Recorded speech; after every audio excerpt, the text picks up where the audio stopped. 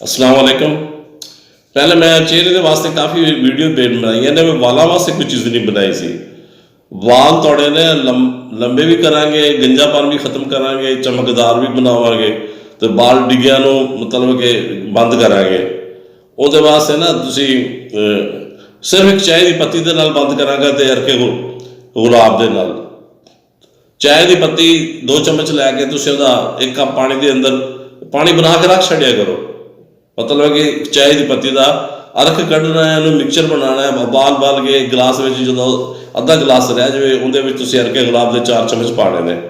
तो ये थोड़ी बोतल थोड़ी फ्रिज पई होए जो भी तुम सिर धोना है तो मतलब इस मिक्सचर धोना है शैंपू के नाल।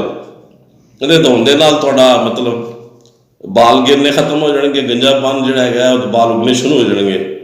तो ये मुसलसल तुसी चुकंदर का पानी इस्तेमाल करना है, चुकंदर का जूस कट के। खीरे वैसे खाने ने, चुकंदर तुसी पानी इस्तेमाल करना है।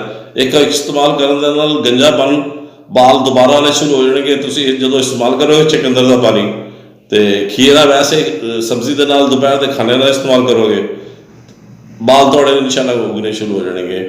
बाल काले करने वास्ते मैं अगला नुस्खा तुहानूं देंगा, बाल तुसी काले किवें करने ने। खजाब बनाने वास्ते तरीका दसांगा, जो कैमिकल तो जान छुट जाएगी थोड़ी। कैमिकल नहीं लाना पैगा, बालों साथ घर बैठे खुद ही तैयार करांगे। जी दवाई बनानी है करनी है वो अगली वीडियो में बना रहे हैं थोड़े इंशाल्लाह, वो तुसीं देखोगे। तो जो नुस्खे जो मैं तैयार करा ये कापी च लिखते जाना, मेरे मरण तो बाद भी याद रखना कि शाह साहब ने नुस्खे दिते सी साढ़े काम आने, थोड़े बच्चों के काम आने। सब दवाइयाँ कर देंदे हिकमत करते करते साढ़े ब्यूटी पार्लर च आ गए ने। ये साड़ी जिंदगी का हेल्थ में जरूरी है। असी मतलब कि ये नाल इहदा इलाज भी दस रहे हैं तो नाल इहदा मतलब कि इस्तेमाल भी दस रहे हैं। इस्तेमाल करते रहो। इहदे नाल तुसीं संदल सफैद संदल सुरख ग्राइंड कर लो।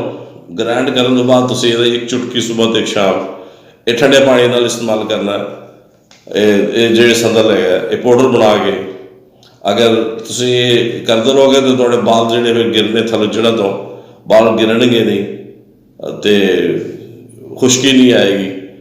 खुश्की ना आएगी तो बेहतर है और इलाज थोड़ा मुकम्मल हो गया इंशाअल्लाह।